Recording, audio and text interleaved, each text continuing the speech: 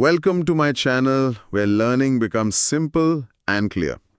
तो आज के इस डीप डाइव में हम एक बहुत ही इंटरेस्टिंग टॉपिक पे बात करने वाले हैं, हार्वर्ड गार्डनर की मल्टीपल इंटेलिजेंस थियरी। हाँ, मैं मानती हूँ कि ये एजुकेशन के नजरिए से बहुत ही जरूरी टॉपिक है। हाँ, मतलब यार आपने भी देखा होगा, क्लास में एक बच्चा होता है जो मैथ्स में एकदम जीनियस है। हाँ। एक कविताएं बहुत अच्छी लिखता है और एक स्पोर्ट्स में चैंपियन है। हाँ। तो क्या सिर्फ वो मैथ्स वाला बच्चा ही इंटेलिजेंट है? बिल्कुल नहीं। और यही हमारे आज के सोर्स मटेरियल का कोर है।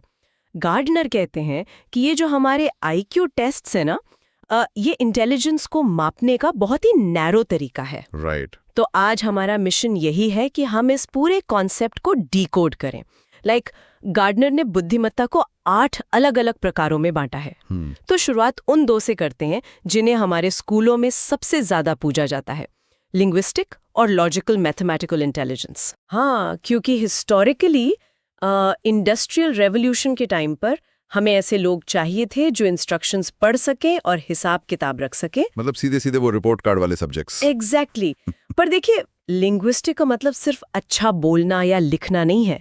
ये न्यूरोलॉजिकल लेवल पर सिंटैक्स और भाषा के स्ट्रक्चर को प्रोसेस करने की क्षमता है। एक राइटर शब्दों से आपके दिमाग में पूरी दुनिया खड़ी कर देता है। वाओ।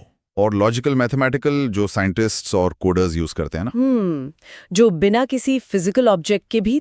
तो चलिए उन चीजों की बात करते हैं जिन्हें हम अक्सर सिर्फ एक हॉबी मान लेते हैं, म्यूजिकल और बॉडीली काइनेस्थेटिक इंटेलिजेंस। बिल्कुल, म्यूजिकल इंटेलिजेंस कोई हॉबी नहीं है। साउंड वेव्स, पिच, रिदम, इन सबको डिकोड करना एक बहुत ही कॉम्प्लेक्स कॉग्निटिव प्रोसेस है। और बॉडीली काइनेस्थेटिक तो मुझे सबसे ज्यादा फैसिनेट करता है।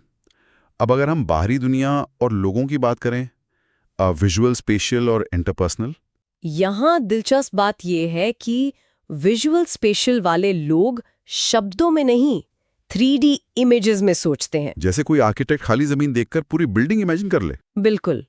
और इंटरपर्सनल इंटेलिजेंस, ये दूसरों की भावनाओं, उनके मूड्स और इरादों को पढ़ने की ताकत है। खुद को समझने पर।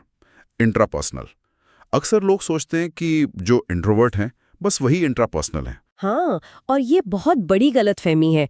इंट्रोवर्शन बस एक पर्सनालिटी ट्रेट है, लेकिन इंट्रापर्सनल होना मेटाकॉग्निशन है, यानी अपने खुद के विचारों, अपनी कमजोरियों और आखिरी वाली है नेचुरलिस्टिक इंटेलिजेंस।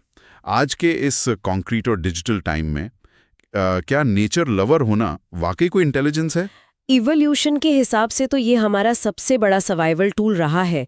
कौन सा पौधा जहरीला है, मौसम कैसे बदल रहा है, ये सब बारीक पैटर्न्स पहचानने की ही तो क्षमता है।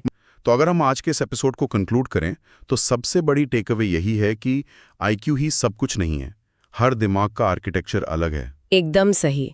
ये हमें कितना होशियार है वाले फिक्स्ड माइंडसेट से निकालकर किस तरीके से होशियार है वाले ग्रोथ माइंडसेट। अगर आपको ऐसे ही सिंपल और एग्जाम फोकस्ड कंटेंट चाहिए तो सब्सक्राइब करो, लाइक करो और शेयर करो।